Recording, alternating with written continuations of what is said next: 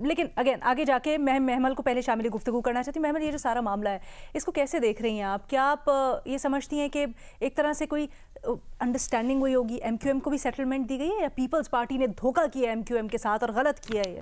دیکھیے بات یہ ہے کہ اس وقت جو الیکشنز کو ویسے ہی روکنا یا اس کو ڈیلے کرنا علینا جو بڑے عرصے سے ہو رہا ہے, یہ عوام کے ساتھ صحیح چیز نہیں ہے. کیونکہ جو ہم جب بار بار جمہوریت کی ہم بات کرتے ہیں اور جمہوری نظام کی بات کرتے ہیں, تو جمہوری نظام میں سب سے جو امپورٹنٹ چیز ہوتی ہے وہ ہوتی ہے لوکل گورنمنٹ. جب تک کہ گراس روٹس لیول سے ڈیولوشن آف پاور نہیں ہوگا تو جو صحیح معنوں میں جمہوریت جو ہے وہ نہیں آتی. تو اس لیے یہ الیکشنز تو ٹھیک ہے کہ ہو رہے ہیں, اور ہم نے ابھی تک کے جو پولز دیکھے ہیں علینا, اس کے اندر ہم نے دیکھا ہے کہ جماعت اسلامی جو ہے وہ پی ٹی آئی سے بھی آگے 28% ایک پول کے مطابق تو جماعت اسلامی کے چانسز ہیں, پی ٹی آئی کے 24% ہے. حالانکہ نیشنل اسمبلی کی سیٹس پہ پی ٹی آئی آگے, لیکن یہ میں بلدیاتی انتخابات کی بات کر رہی ہوں.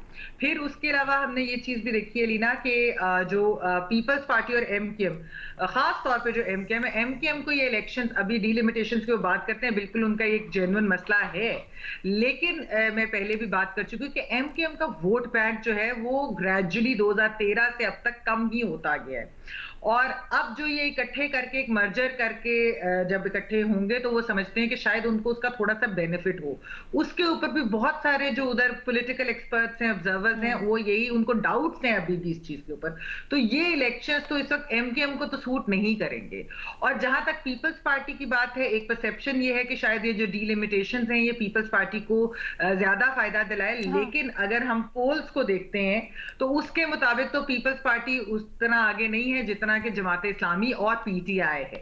تو ویسے بھی خیر میرے تو اس کے اندر یہی ہے کہ پیپلز پارٹی نے ایم کیو ایم کے ساتھ جو معاہدے کیے تھے جس وقت وہ پی ڈی ایم کی حکومت میں شامل ہوئے, تو اس وقت بھی بہت لوگوں کو اس چیز پہ ڈاؤٹ تھا کہ آیا کہ وہ اپنے ان معاہدوں پہ پورے اتریں گے کہ نہیں.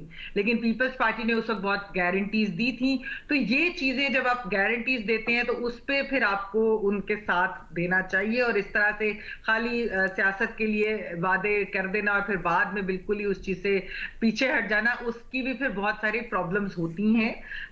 ہم نے دیکھا ہے سیاست کے اوپر, اور لوکلی تو کراچی کو تو ہم نے ویسے ہی علینا یہ دیکھا ہے, آپ لوگ تو ادھر رہتے ہیں, آپ مظہر صاحب ادھر رہتے ہیں, کہ کراچی بہت ایک لاوارث شہر کی طرح ہی ہم نے دیکھا کہ وہاں پر ایک حکومت جو ہوتی ہے پروونشل کسی کی ہوتی ہے, تو جب اگر لوکل گورنمنٹ کسی اور کی ہوتی ہے تو امپاورڈ ہی نہیں ہوتی local government, and without an empowered local government democracy کے ناٹ فنکشن. تو یہ ویسے تو پورے سندھ کا یہی حال ہے. سندھ میں آپ جس شہر کی بات کریں گی وہاں پر یہ حال ہے.